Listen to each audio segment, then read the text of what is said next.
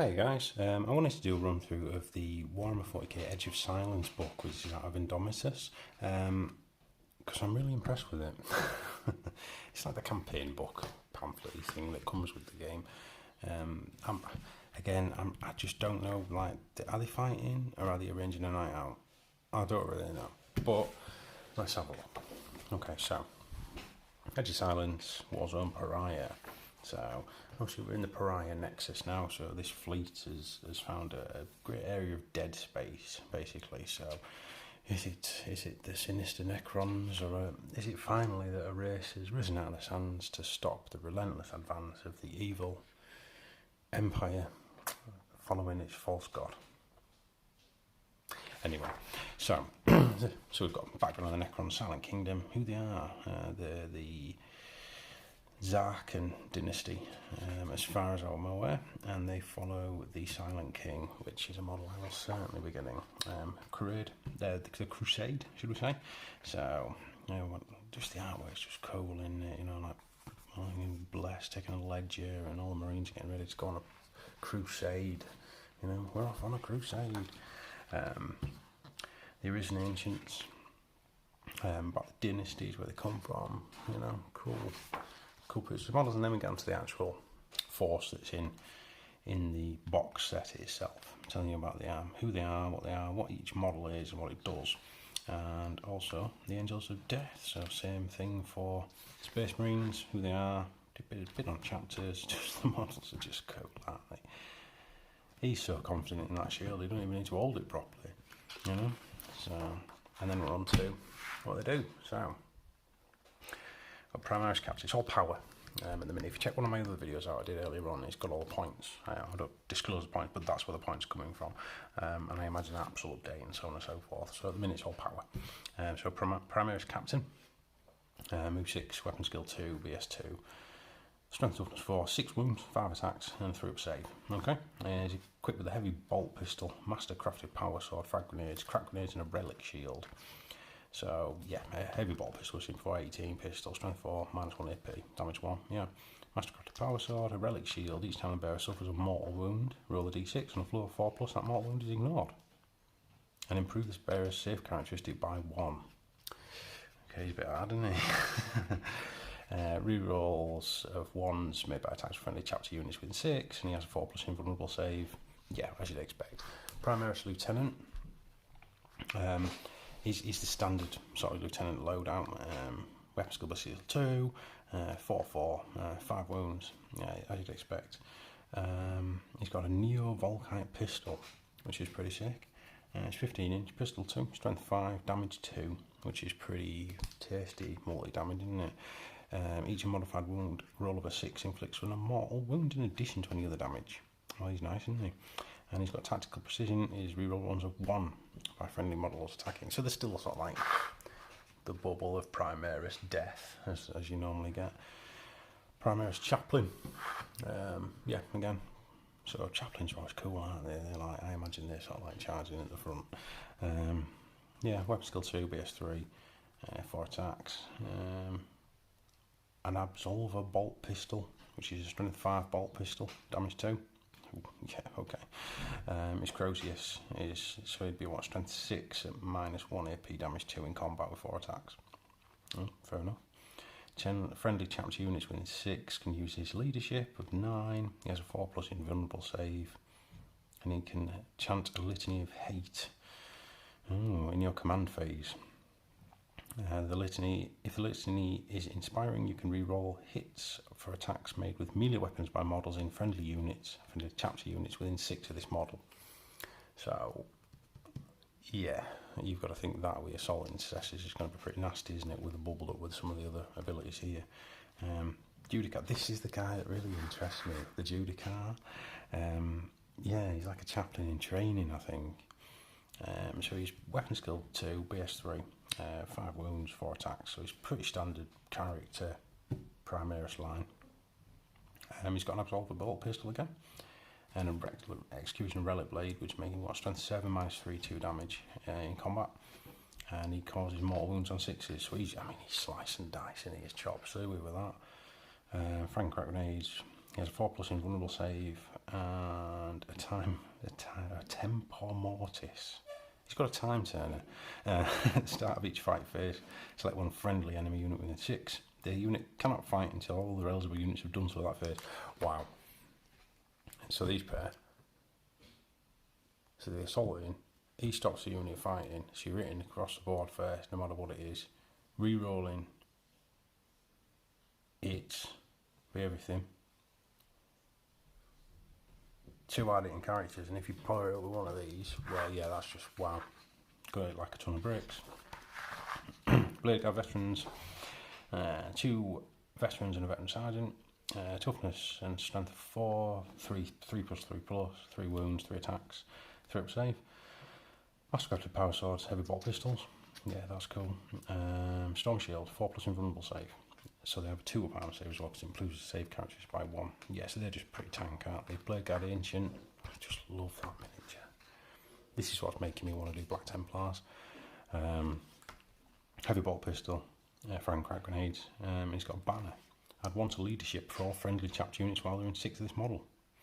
In addition, roll 1d6 each time a model isn't such a unit is destroyed by an attack made by an enemy model. On 4+, do not remove the destroyed model from the battlefield. It can, after the attacking model's unit has finished making its attacks, either shoot with one of its ranged weapons as if it were your shooting phase, or make 1 attack with one of its melee weapons as if it were your fight phase. After resolving the attack, the destroyed model is removed. Wow. Yeah, that's pretty good, isn't it? I don't know, sort of like Templars, I'm thinking sort of like smaller units with a character in each one in the little transports, but we'll get there. Assault intercessors, yeah, they're intercessors with chainsaws. That are now -1 AP, which is pretty cool. Yeah, you can combat squad them up.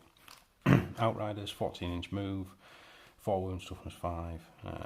They're the bikes basically. Each model is equipped with heavy bolt pistol, twin bolt rifles, and a Startis chainsword, dragon crack grenades. I think this is where it's going to be. It really is. Devastating charge. If this unit makes a charge, add 2 to the attack's characteristic of models in the unit until the end of the turn. Yeah, wow. That's just, imagine it's like a cavalry charge, isn't it? They're going to hit you and just wipe you out. Yeah, cool. So that's Eradicate. This this thing here. Right. So the Eradicator is pretty cool. The toughness 5. 2 attack blower. The main thing here is this melter rifle. It's 24-inch assault 1. Strength 8, -4 d6 damage. And you roll 2d6 because it's melter if you're in half range. But total obliteration in your shooting phase. If you can declare this unit will only shoot a single target. I don't know. Let's select a nice Tau player's vehicle. If you do, I'll fire everything twice. So even unit 3 is firing 6 assault 1, strength 8, -4 damage d6 shots. Take your tank off. They're brutal, absolutely brutal. So moving on to the Necrons, let's have a look. We have the Overlord. He's pretty tough. Strength, toughness 5, 5 wounds. It's what I'd expect. He's a robot at the end of the day. It comes with a Tachyon arrow and a hyperphase glaive. Tachyon arrow, 120-inch range. 120-inch range. Strength 12, -5 armor penetration and damage d6. You can shoot it once per game.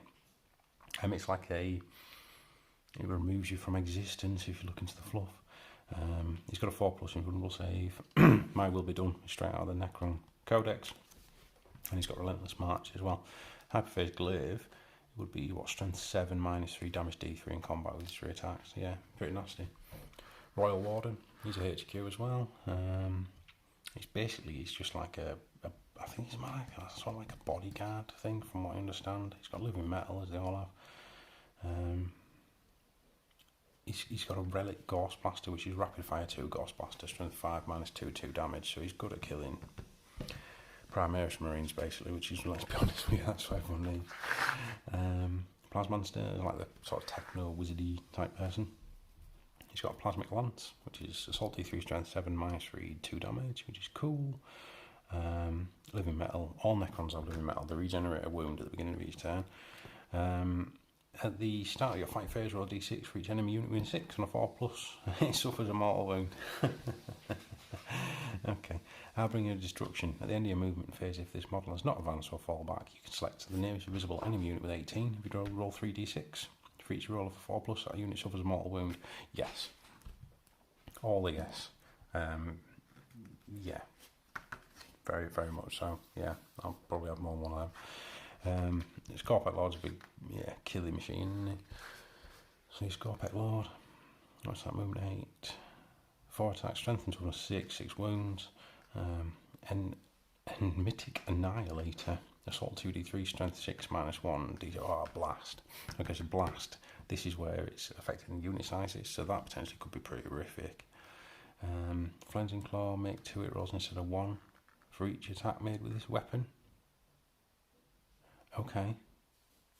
So you could potentially roll 8 dice for that. Strength 6, -1, 1 damage. So that's like clearing out units and stuff like that, isn't it? Hyperphase Harvester would be what? Strength 8, -4, 3 damage. Subtract from 1 from the hit roll, so I'm hitting on 3s, but so that's what you're using against your Primaris, and then that's what you're using against everybody else. Or Tau, for example. He's a destroyer, so destroy call lets him reroll once for wound. He's got hardwired destruction, reroll once for attacks basically, and a 4+ invulnerable save. So he's brutal. He's really nasty. I can imagine seeing him backed up by the destroyer units quite a lot. Here they are.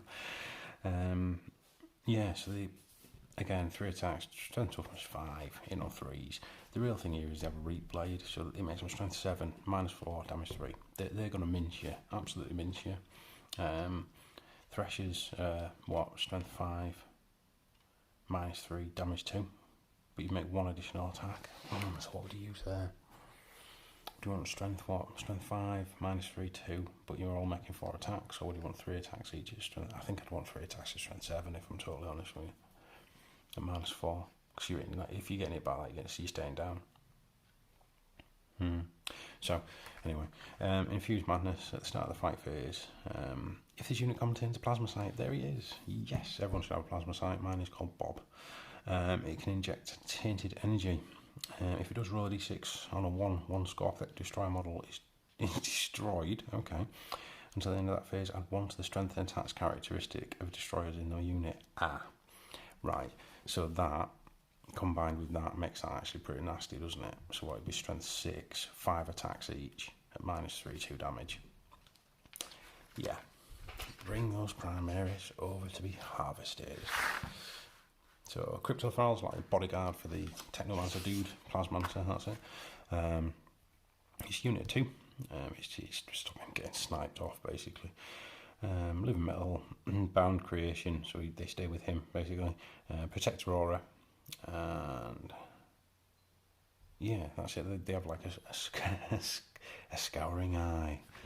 And look at you with my Scouring Eye of Doom, which is strength 5, -2, damage 1, pistol 2. So that's pretty.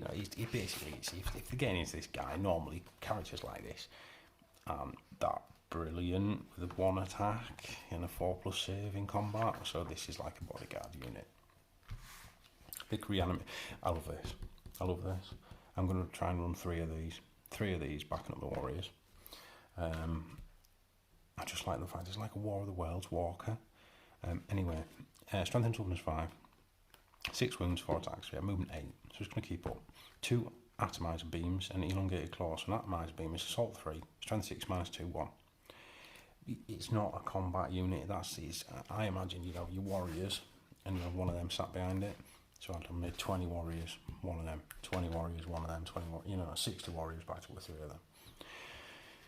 Nano Scarab animation. So in the command phase, select a friendly dynasty unit within 9. If you do until the start of your next command phase, while the unit is within 9 of this model, add 1 to reanimation protocol rolls.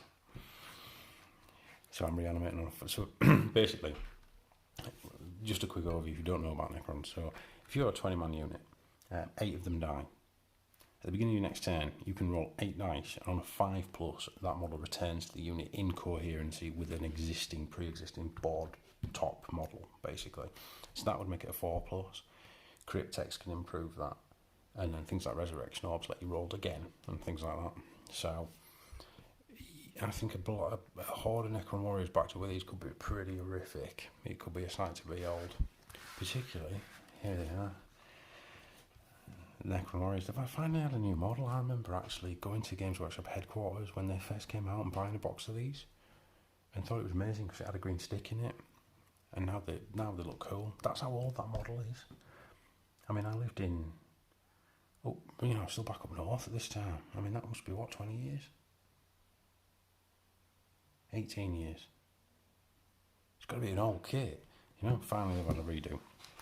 So, yeah, 10 to 20, 5 power. Ghost Flare, yeah, it is what it is, it's 24-inch rapid fire, strength 4 minus 1 damage, yeah, it's their standard Necron Warrior weapon. You can instead equip a Ghost Reaper, which is 14-inch, so, rapid fire 1, strength 5 minus 2. Now, that minus 2 makes a massive difference, and that strength does as well. So things like Custodes and things like that, suddenly you're damaging on the 4s instead of 5s, and that's a big difference in the game. Reanimate, and you can reroll reanimation protocols 1 for this unit now, because their number is Legion. I think if you add 20 with Reapers, Central, 20 with Flayers, 20 with Flayers, back to with 3 Reanimators, that is going to be hard to shift. It really is. And then backing it up with characters and things like that. I think that's going to be really hard to shift. Scarabs, they actually look like they're actual Scarabs now as well. 3-6, so movement 10. So these guys, your fast attack, things like Wraith and stuff like that are also cool. But these, I used to just drop them on objectives. So it's 2 power, 3-6, 10-inch move, weapon skill 4+. The little Scarabs. Feed mandibles. Okay, so strength used, strength 3, damage 1. When resolving an attack made with this weapon, an unmodified hit roll of 6 automatically scores a hit and successfully wounds. Now, if you've got 6 bases of these with 4 attacks each, you've got 24 rolls and 6s. You're fishing for 6s really, so you're looking at 4 automatic wounds on average, just off the roll, and that's where I've been lucky, Yeah, never underestimate Scarabs, and they're cheap. So, there we go. That's The Edge of Silence. It's really cool. I'm thoroughly looking forward to reading all of the fluff and combining it with the big book, so to speak. So, yeah, very cool. Thanks for watching, guys. Let me know what you think. Let me know what you think about Indomitus, new Necrons, new Marines. What are you excited for? Let's get the hobby love going. Thanks for watching. Take care.